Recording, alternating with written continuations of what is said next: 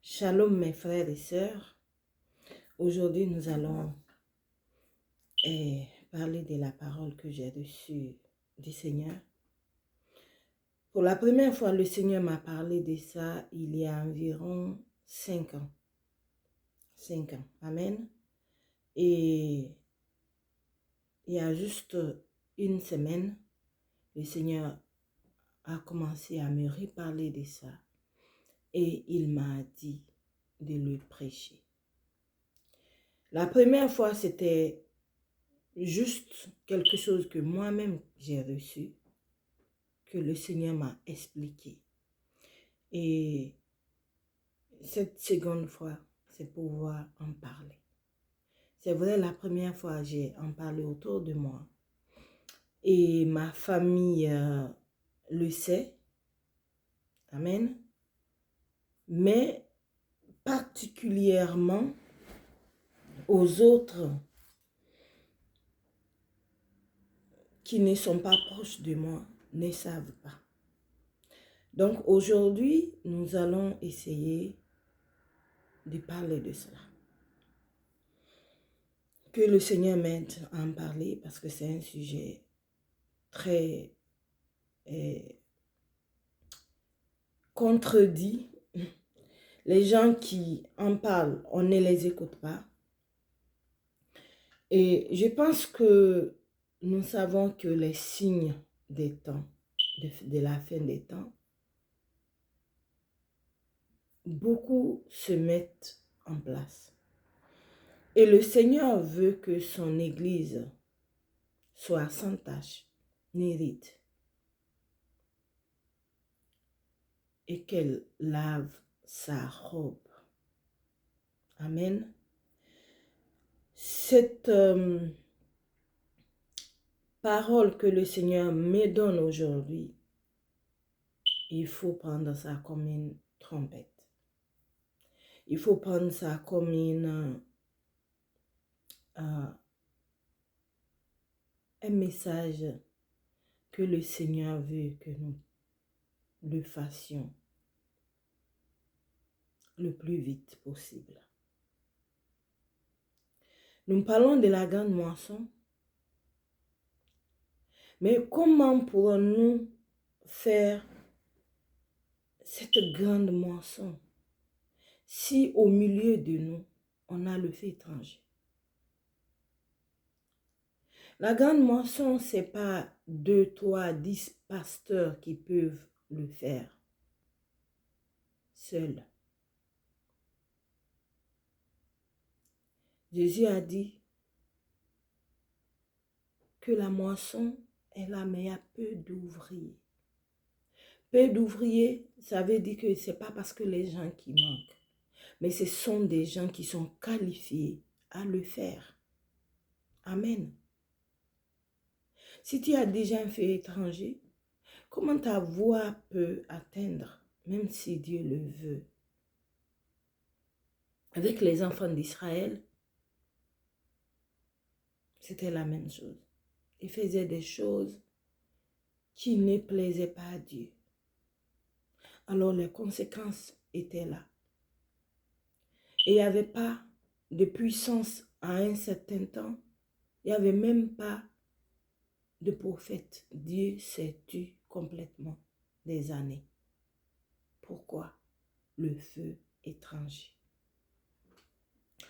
Donc, ce que je vous dis aujourd'hui, pour ceux qui sont très proches de moi, quand ils verront cette vidéo, ne seront pas étonnés. Ils le savent déjà, au travers de moi. Aujourd'hui, on va parler de Noël ou de Christmas, selon les pays. Les anglophones disent Christmas et les francophones appellent Noël. Amen. Et je ne suis pas là pour rentrer dans l'historique. Beaucoup de chrétiens connaissent l'historique. Ils le savent. Ils ont juste décidé de le faire. Tous les grands pasteurs,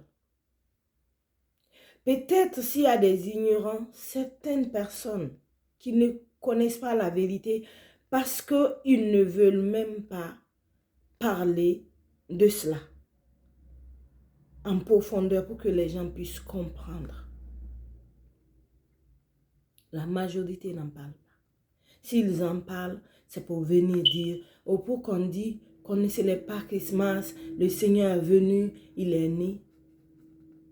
Oui, il est né. Amen. Mais nous a-t-il demandé de célébrer sa naissance? Est-il écrit dans la parole? Célébrons la naissance de Jésus. Amen. Et voici ce que le Seigneur m'a donné. J'étais là, je pensais à des choses. Et puis, le Seigneur a commencé à me parler. Pendant que je faisais cette méditation, et le Seigneur me parle en ces termes. Christmas, parce que moi je suis dans un pays anglophone, la plus grande désobéissance de l'Église. La plus grande.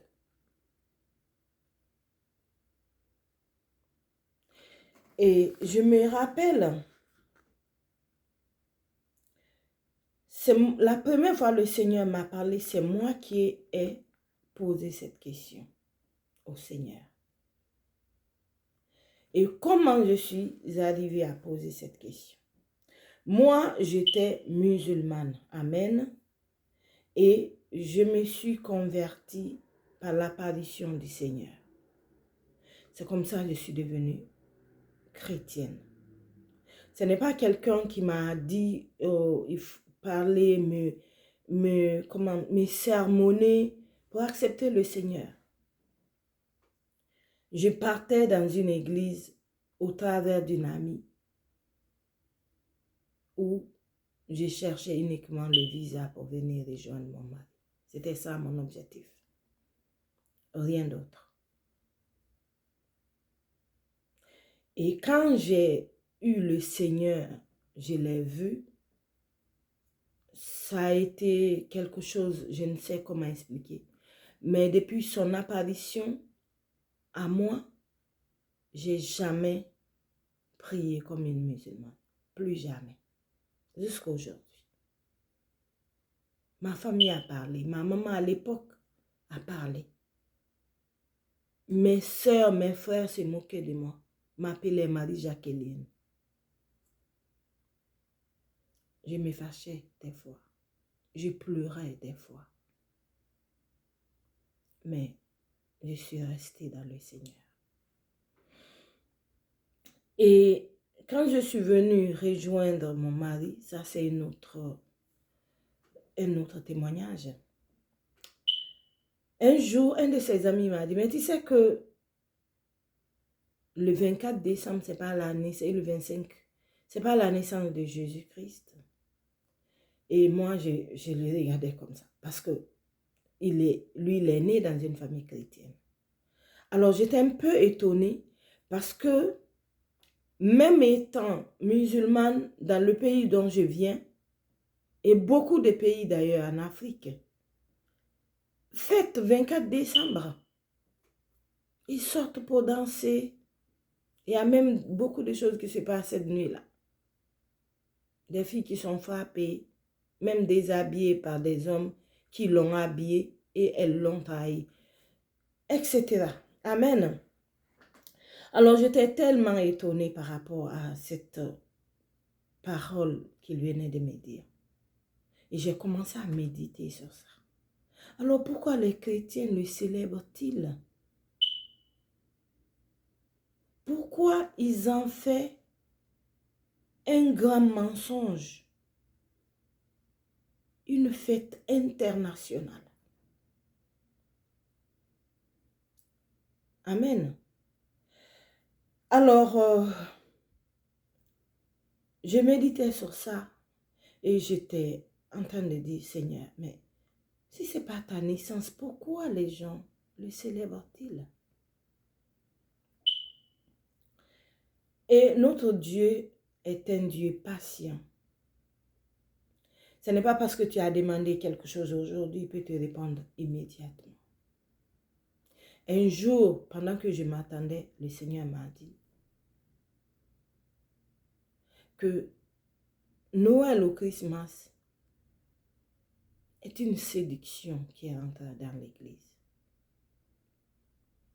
Et il m'a dit, regarde, Noël au Christmas est plus important pour les païens, les non-chrétiens, que ceux qui sont chrétiens. Et me dit, je te dis, les premiers qui vont réellement se décider contre cela, ils seront comme des martyrs. Il me dit, regarde le commerce, regarde tout ce qui est lié à ça aujourd'hui. Le Seigneur me parlait en ces termes. Tout ce qui est lié à ça, les fabrications, les vêtements, les objets, les cadeaux, les décorations, les personnes qui y travaillent, c'est énorme, dit le Seigneur. Alors, moi je me suis dit,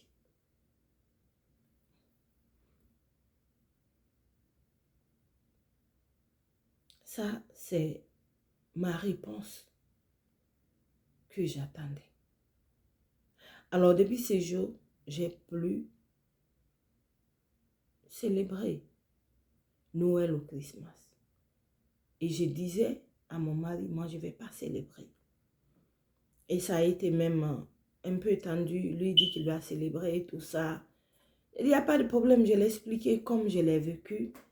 Et c'est comme ça depuis, je ne célèbre pas. Amen. Et je le savais, je voyais beaucoup de personnes sur Internet qui en parlent. Des pasteurs qui sonnent l'alarme. Mais on ne les écoute pas.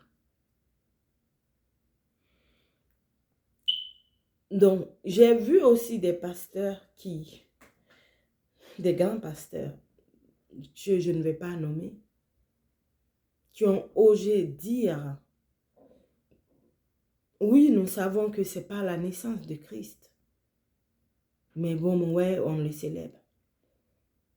On ment aux enfants. On les fait croire que c'est Jésus qui les a donné leur cadeau. Ou bien Santa, comme ici on l'appelle, Père Noël de l'autre côté. Que quand tu demandes quelque chose, il réalise, il vient par le cheminée. Et tout ça, les chrétiens du monde, d'autres essayent de faire à leur manière.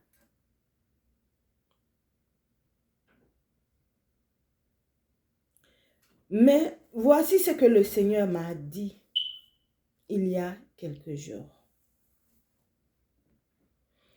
Christmas ou Noël, la plus grande désobéissance de l'Église.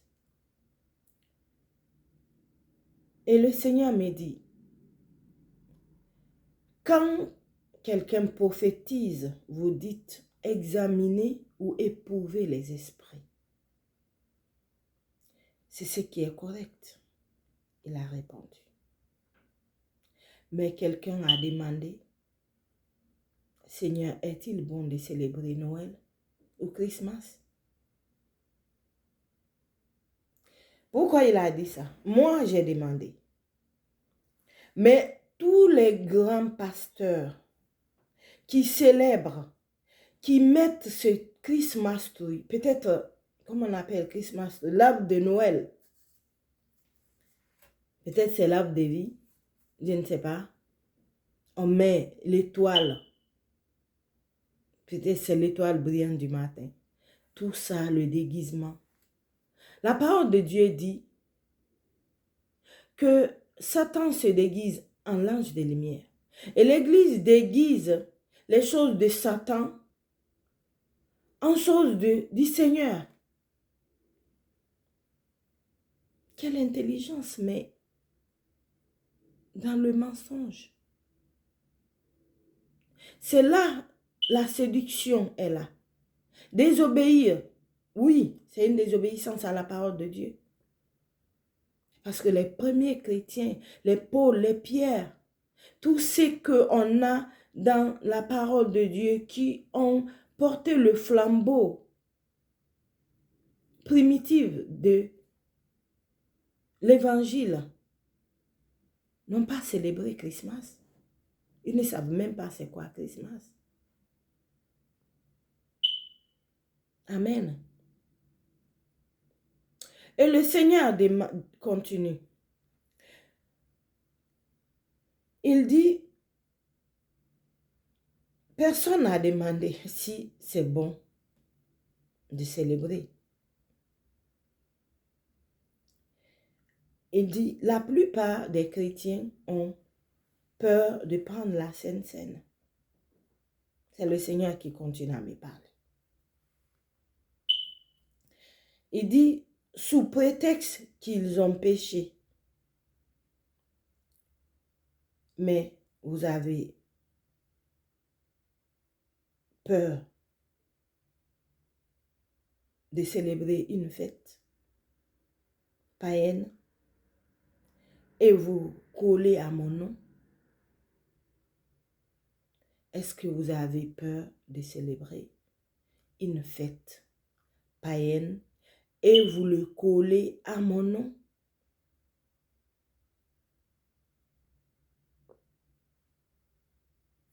Arrêtons là une seconde. Le Seigneur dit, vous célébrez une fête païenne, vous le collez à mon nom. N'est-ce pas vrai? La plupart des gens qui prêchent la parole prennent ce que Paul a dit. Ils ont mal interprété ce verset. Quand Paul dit, il se conforme quand il est dans un comme-les, mais il n'a pas dit qu'il devient. Les chrétiens sont devenus, en célébrant ça, ils savent que le jour de Christmas, dans les marchés, il n'y a rien qui représente Christ. C'est eux qui ont eu l'intelligence de faire bébé Jésus. Et ils ont mis avec Marie et les églises déguisent ça tellement bien. Tellement joli. Et les gens viennent, ils chantent. Ils célèbrent au nom du Seigneur. N'est-ce pas beaucoup de personnes font ça aussi? Des chantres qui disent Jésus, mais ils savent qu'ils ne parlent pas de Jésus. Et ces chansons-là, des fois même, sont bien même célèbres dans nos églises. Mais il n'y a pas de puissance. Ça ne touche pas les cœurs. Comme il y a un pasteur qui dit, une chanson que tu chantes pour le Seigneur, ça ne te ramène pas à fléchir les genoux, à te repentir devant lui, à te voir diminuer devant lui, mais qui t'élève toi. Une chanson qui ne te ramène pas.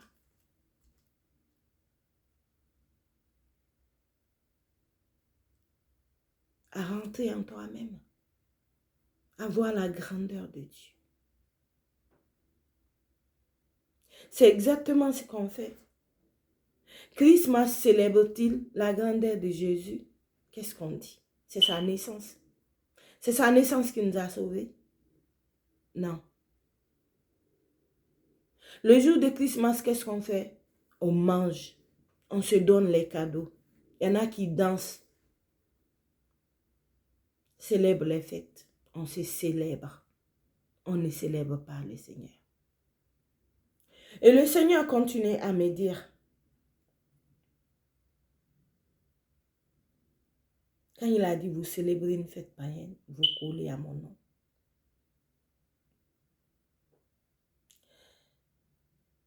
Jésus a dit que vous feriez les œuvres les plus grandes.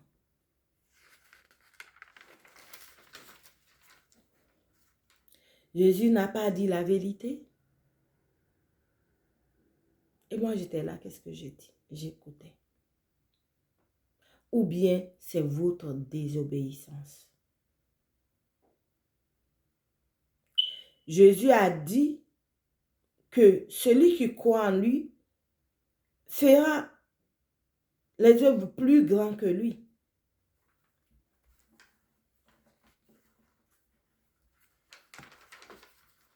Mais il dit, du fait que Jésus a dit ça, il n'a pas dit la vérité, ou bien on n'a pas cette puissance-là dans l'église d'aujourd'hui, parce qu'on a désobéi.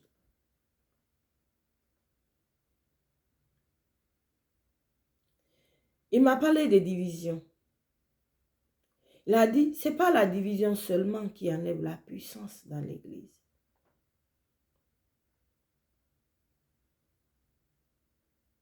Et il m'a parlé de l'église primitive.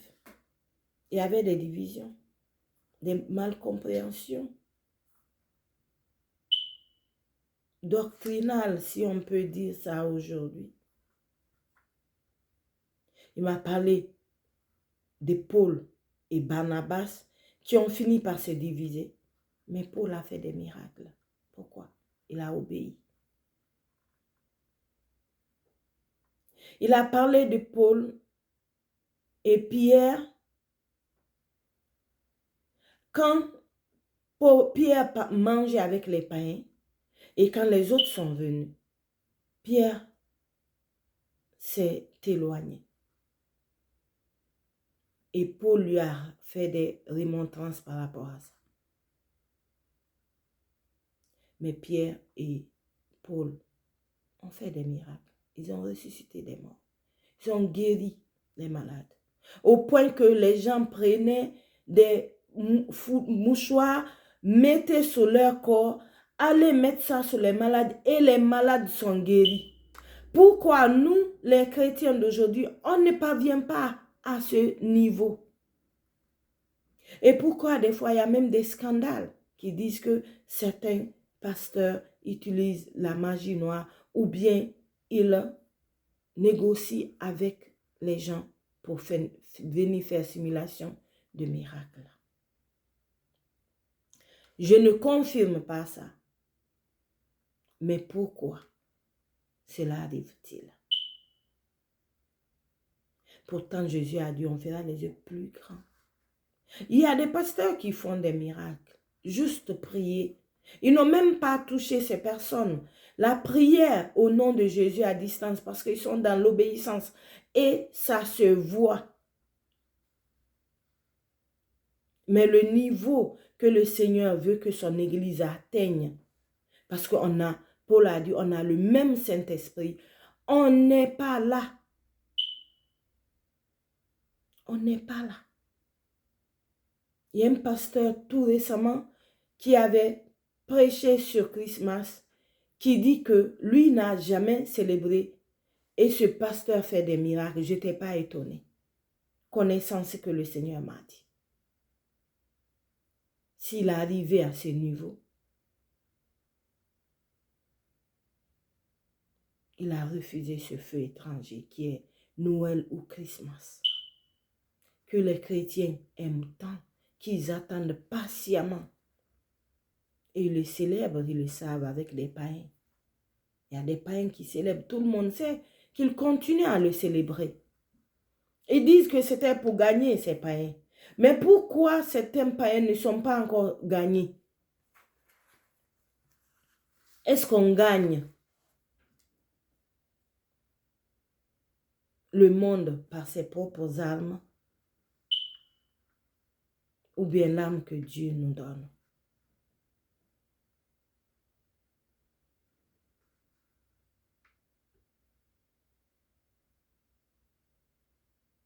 Et le Seigneur dit, obéissez à ma parole.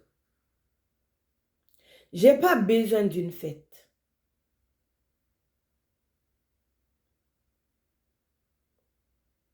Je veux que vous m'obéissez, que vous obéissiez à ma parole. Il a répété encore, obéissez à ma parole. Et c'est comme ça que vous me célébrez. Obéissez à ma parole. Je n'ai pas besoin d'une fête. Obéissez à ma parole et c'est comme ça que vous me célébrez, dit le Seigneur. En obéissant à ma parole, vous me célébrez. Christmas ou Noël est un feu étranger dans ma maison. Christmas ou Noël est un feu étranger dans ma maison, dit le Seigneur. Je sais que beaucoup vont écouter ça. Ils n'auront même pas envie d'écouter. Mais le Seigneur nous parle. Il nous parle. Parce qu'on a besoin d'être parmi ses ouvriers. Il a besoin des ouvriers pour la grande moisson.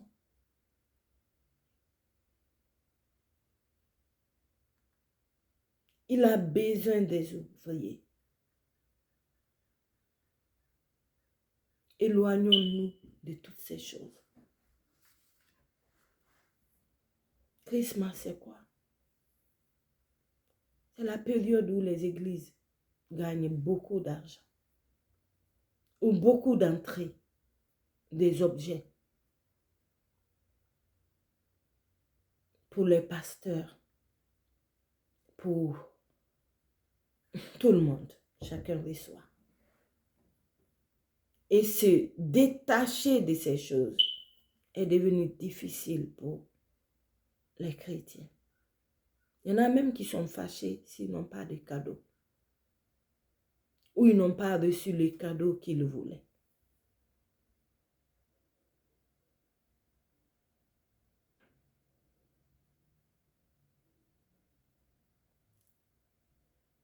Et comment célébrons-nous le Seigneur? Comme il a dit, obéissez à sa parole. Et le Seigneur m'a donné ces versets. Luc 19,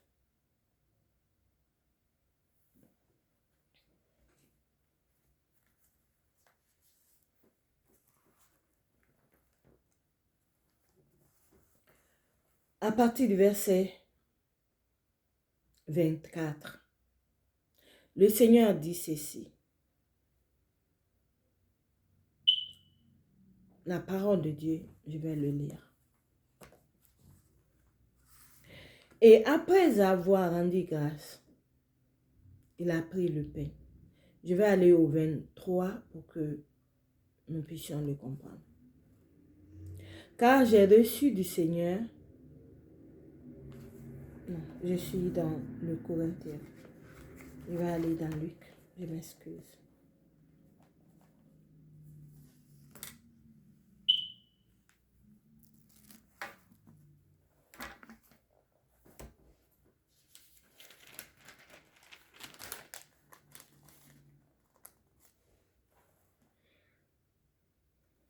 Je m'excuse pour trouver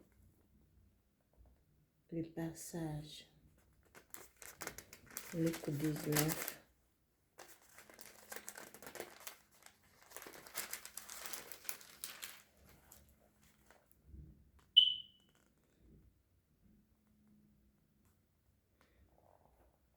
Amen.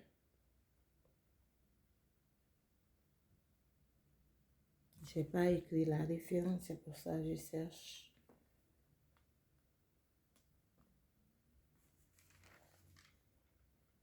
Donc, si je ne vois pas la référence, je peux le dire. C'est dans Luc 19, quand le Seigneur prit le pain. La parole dit, après avoir rendu grâce, il ne le rend pas. Ceci est mon corps brisé pour vous. Prenez, mangez. Faites ceci en mémoire de moi. Et après, il a pris la coupe. Il dit, ceci est la nouvelle alliance à mon sang, versée pour plusieurs. Faites ceci en mémoire de moi. La Sainte Seine, c'est ce que le Seigneur nous a donné en mémoire de lui. Tu veux te rappeler de ce que Jésus a fait, qui t'a sauvé. C'est la Sainte Seine. Ce n'est pas sa naissance. Car Jésus n'a pas dit, rappelez-vous de ma naissance. Parce que si Jésus était né et qu'il était mort, il n'était pas ressuscité, on ne parlerait pas du salut. C'est parce que Jésus est mort ressuscité. Et ce n'est pas Jésus bébé qui nous a sauvés. Amen. Il faudrait que les chrétiens le comprennent. Je pense qu'il y a beaucoup de confusion, de malcompréhension, de manque même de connaissances pour beaucoup de chrétiens. Ils suivent la masse. Comme ça fait bon de fêter des cadeaux, les gens ne s'intéressent pas en profondeur pour connaître d'où ça vient. Donc, mettre Jésus bébé sur l'autel que les gens viennent célébrer, c'est même de l'idolâtrie. Pourquoi le bébé Jésus est là, décoré, et les gens viennent pour chanter? Oh my God.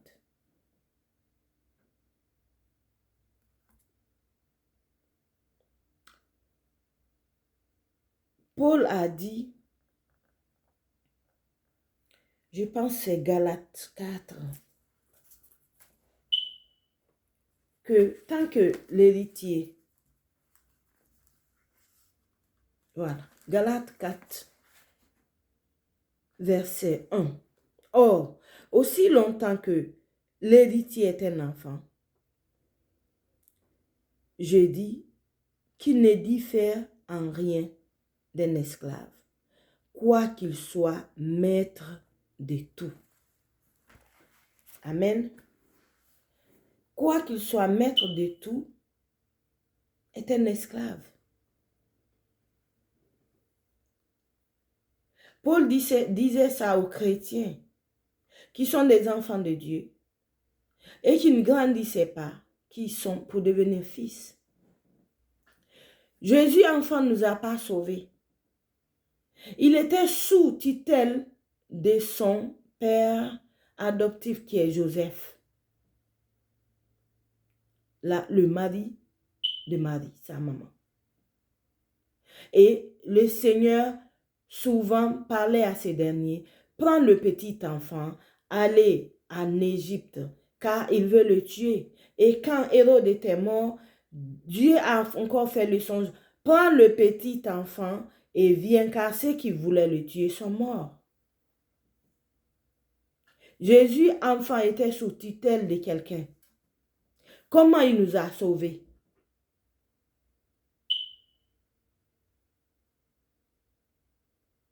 C'est quand il est devenu fils. La preuve, Dieu n'a même pas voulu qu'on nous raconte toute l'enfance de Jésus. Parce que ce n'est pas intéressant. Ce qui est intéressant, c'est qu'il est allé à la croix pour te sauver et pour me sauver.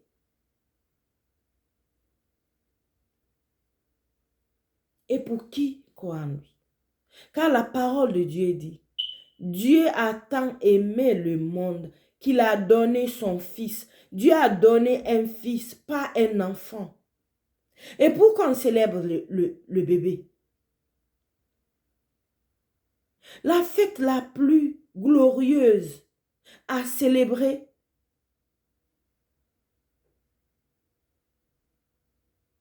C'est le Pâques, Jésus est mort et ressuscité. Les chrétiens ne le célèbrent pas. Peu de pasteurs le font. Les gens même ne se rappellent pas. Ça, ils se rappellent seulement, peut-être si c'est les fêtes, et plutôt congés de Pâques.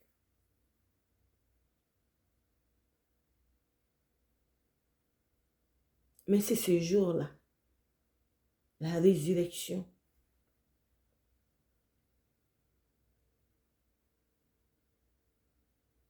Du Seigneur qu'on doit célébrer.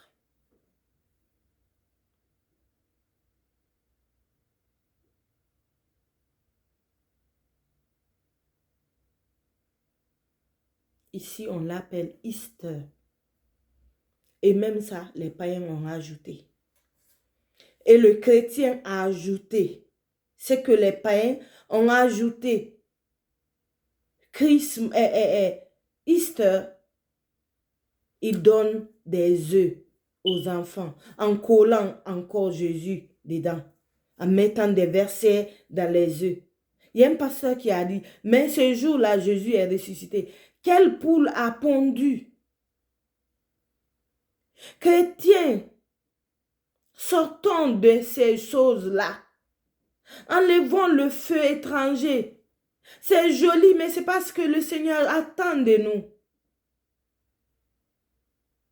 Le diable regarde, il rit. Comment tu peux le chasser s'il a en toi? Jésus a dit,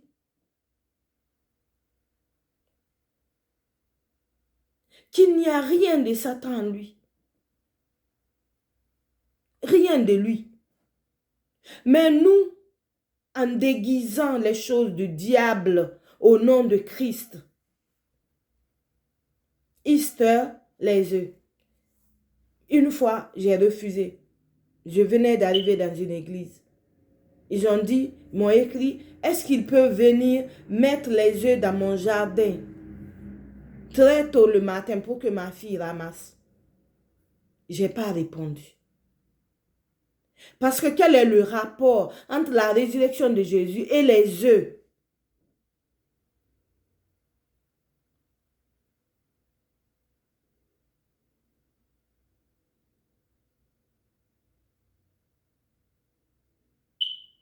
Quel est le rapport? Quel est le rapport entre la naissance de Jésus et Christmas tree, l'arbre de Noël, décoré en des couleurs, en des choses, chaussettes, tout ce que tu peux imaginer, avec des cadeaux en bas. Et on dit que c'est Jésus. Jésus est où?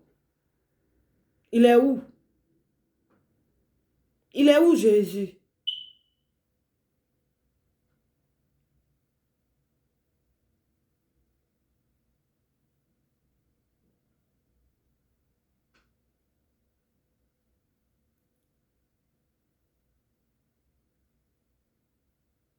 Le Fils qui nous a sauvés. Jésus. Qui nous a dit de se rappeler de lui. En prenant la Sainte Seine, son corps et son sang, symboliquement. Son corps qui a été brisé pour nous. Car Ésaïe a dit, un enfant est né, mais un fils nous est donné.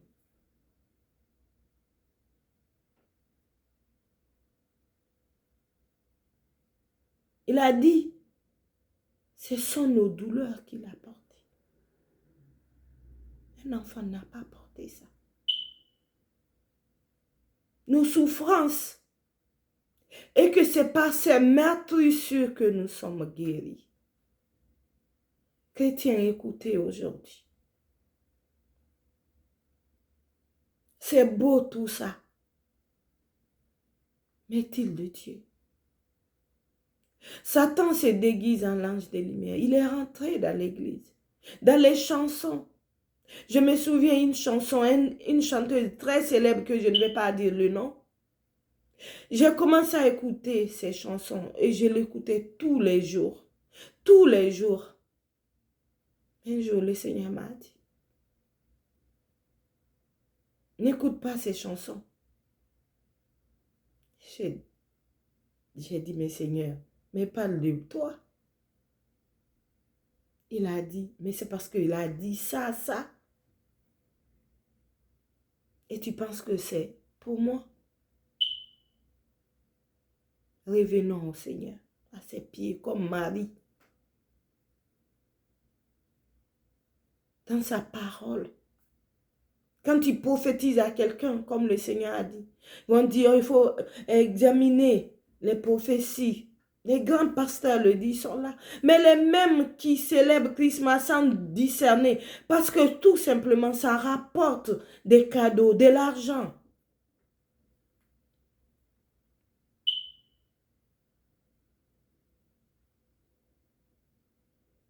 Tout le monde, je ne dirais pas tout le monde, la majorité des chrétiens attendent impatiemment ces jours. Voyage pour célébrer.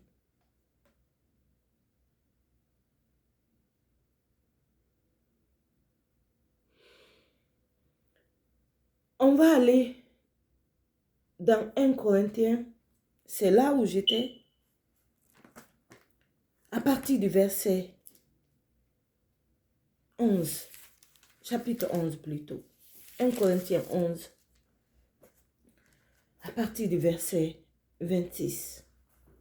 Et on va aller aussi le verset.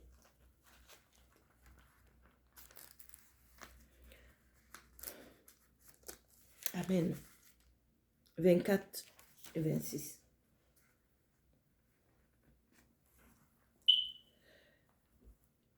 C'est là que j'avais commencé. On va aller au verset 23 pour mieux comprendre. Car j'ai reçu du Seigneur, c'est Paul qui parle, 1 Corinthiens 11, verset 23. Car j'ai reçu du Seigneur ce que je vous ai enseigné. C'est que le Seigneur Jésus, dans la nuit où il fut livré, prit du pain. Et après avoir rendu grâce, il le rompit et dit, ceci est mon corps qui est rompu pour vous. Faites ceci en mémoire de moi. Le Seigneur veut, si on veut se rappeler de lui, de prendre la Sainte Seine. De même, après avoir soupé, il prit la soupe et dit, cette coupe, la coupe plutôt, il prit la coupe et dit, cette coupe est la nouvelle alliance en mon sang. Faites ceci en mémoire de moi. Toutes les fois que vous en buvez. Le Seigneur, Paul dit ça, il a reçu ça du Seigneur. C'est pour ça que le Seigneur m'a commencé à parler de ça. Que la plupart des chrétiens, ce qu'il a dit de se rappeler, la Sainte Seine, ne prennent pas, sous prétexte qu'ils ont péché. Mais on ne pêche pas, non. Mais nos péchés ne sont pas vus devant Dieu parce que Jésus l'a effacé par son sang à la croix. Quand tu viens devant Dieu, il ne te voit pas comme un pécheur, il te voit comme saint justifié par son Fils, pas par toi, pas par tes œuvres. Parce que si c'était nos œuvres qui devaient nous sauver, Jésus, ce n'était pas la peine qu'il vienne dans le monde pour nous sauver, quitter sa gloire pour venir mourir à la croix. De quel péché tu parles? Tu vois comment le diable a renversé les choses. Les gens célèbrent Christmas. Ça ne veut rien dire, c'est normal. C'était pour gagner des païens. Est-ce que c'est pour gagner les païens? Ça a gagné les païens. Ça empêchait les païens de célébrer. J'étais dans le cruise avec mon mari en ce mois de décembre. Mais ils continuent à célébrer leur Christmas comme ils ont fait depuis ces milliers d'années.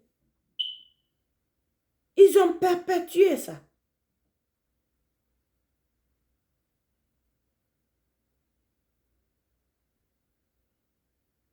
Et des chrétiens, ils chantent Alléluia tout. Après, ils retournent à fêter ça comme les païens.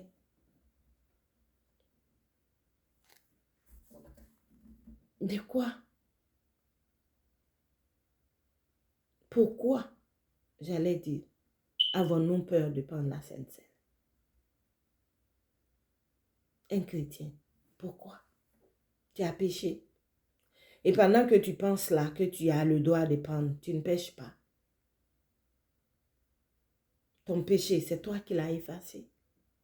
C'est toi qui t'es sauvé. Jésus a vaincu. Mais il a dit de prendre ça. Il n'a pas dit, si vous avez péché, ne prenez pas. Il a dit, toutefois, vous prenez ceci, vous vous rappelez de lui. Jésus est en train de dire, de prendre ça pour se rappeler de ce qu'il a accompli pour toi, pour que tu ne t'enorgueilles pas que tu es sauvé par tes œuvres toi-même. Mais c'est ce que nous, on essaie de ressortir. Je ne prends pas la Sainte Seine parce que j'ai péché, parce que tu penses que c'est toi-même qui peux te rendre pur. Non. Il nous a donné la latitude de venir devant le trône de grâce et demander de se repentir. Et Dieu le sait. C'est une règle, son Fils a accompli. Ce n'est pas toi. Une fois j'ai prêché sur ça, si tu penses que tu as péché, tu dois te repentir. Et prends ta Sainte Seine, c'est fini. Et même pas s'il n'y a pas de Sainte Seine à prendre, tu dois te repentir. Si tu es conscient de ce que tu as fait. Amen. Le verset 25. De même, Paul dit, le verset 25, j'ai déjà lu, le verset 26. Car toutes les fois que vous mangez ce pain et que vous buvez cette coupe, vous annoncez la mort du Seigneur jusqu'à ce qu'il revienne. Sa mort qui nous a sauvés. Quand tu prends la Sainte Seine, tu annonces la mort du Seigneur jusqu'à ce qu'il revienne. Jusqu'à ce qu'il revienne. Mais tu dois savoir ce que tu fais en prenant le corps et le sang, qui est symboliquement représenté par la Sainte Seine. Dans l'Acte des Apôtres, Paul disait qu'il faut discerner le corps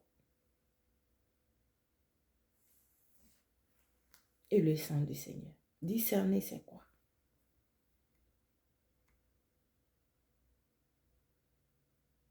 Discerner,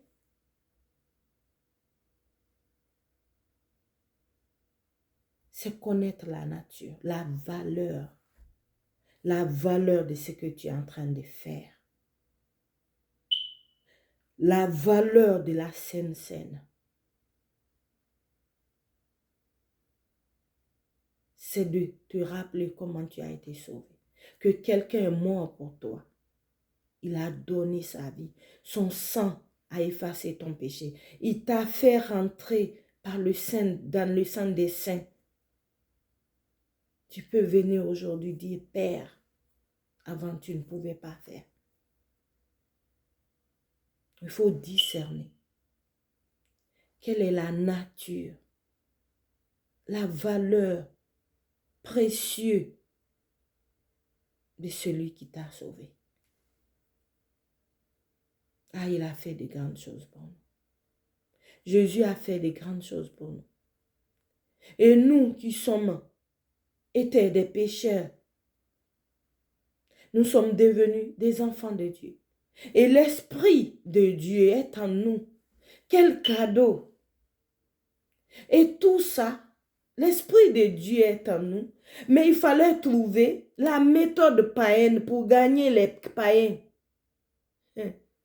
Ce n'est pas le Saint-Esprit qui peut nous inspirer comment gagner ces païens.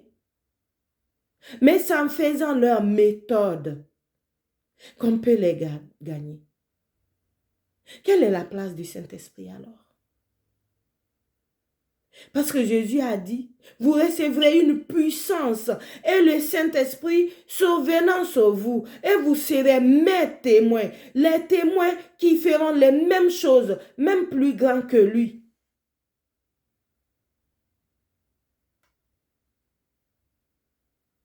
Mais si on pense que ce Saint-Esprit est rien, il fallait prendre la méthode des païens pour introduire dans l'église pour les gagner. Un feu étranger. Dieu a tué comme ça des sacrificateurs qui ont apporté un feu étranger dans sa maison. Nous, il ne nous a pas tués pour ceux qui célèbrent, mais spirituellement morts. Oui, pas de puissance. Pas de puissance. Pourtant, Jésus a dit, vous recevrez une puissance. Mais pas de puissance. Division. Les chrétiens qui se détestent, fâchés, parce que l'autre n'a pas pris son cadeau ou l'autre ne lui a pas donné le cadeau. Frustrés pour quelque chose qui n'est pas écrit dans la parole. Mais on aime dire que, oh non, ça, ce n'est pas en rapport avec la parole. Montrez-moi une seule partie où Dieu a dit, célébrer Christmas, c'est écrit où? Où les pôles même ont recommandé, c'est écrit où? Nulle part. Revenons à la parole. Le Seigneur veut que nous nous revenions à sa parole. C'est ce qu'il dit, d'obéir à sa parole. Revenons à la parole de Dieu. Car les signes de la fin des temps est là. Et nous savons quand est-ce que le Seigneur viendra. Lavons notre robe. Aimons-nous. Obéissons à la parole. C'est comme ça, nous serons ses vrais disciples. Mon frère, ma soeur, c'est ce que j'ai à vous passer aujourd'hui comme message. Le Seigneur dit, c'est en obéissant à sa parole qu'on le célèbre. Qu'on le célèbre.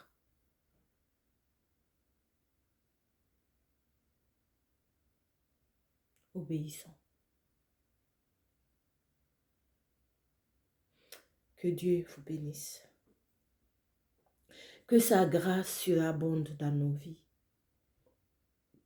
Pour toi, mon frère, ma soeur, que Dieu te donne le discernement. Prenons le temps aujourd'hui pour ceux qui vont écouter cette parole. Priez, demandez au Seigneur. Demandez. Il vous répondra. Demandez. Que sa grâce nous soit accordée à tous. Amen. Pour toi, mon frère, ma soeur qui ne connaît pas le Seigneur, il est mort aussi pour toi. Si tu crois en lui, tu seras sauvé. ne célèbre pas Christmas. Ce n'est pas sa naissance. Personne ne connaît la naissance de Jésus-Christ. C'est une estimation selon les descriptions. Il n'est même pas né en décembre selon les descriptions. Ce qui est important pour toi, qui a écouté cette parole, c'est qu'il est mort et ressuscité pour te donner la vie. Que son sang a effacé pour quiconque croit en lui. Et tu vivras éternellement avec lui, auprès du Père, heureux pour toujours. Alors, si cette parole t'a touché, répète ça avec moi. Seigneur Jésus, j'ai entendu ta parole. J'ai entendu que tu es mort pour moi. Ton sang a coulé pour effacer quiconque croit en toi son péché. Et Seigneur, moi je veux t'accepter aujourd'hui comme mon Seigneur sauveur personnel. Pardonne mes péchés, efface mes péchés, écris mon nom dans le livre de vie. Merci Seigneur Jésus, parce que je vais te célébrer en obéissant à ta parole et en prenant le symbolique de ta mort et de ta résurrection, la Sainte Seine. Merci Seigneur. Au nom de Jésus-Christ. Amen. Mon frère et ma soeur, que Dieu vous bénisse. Shalom.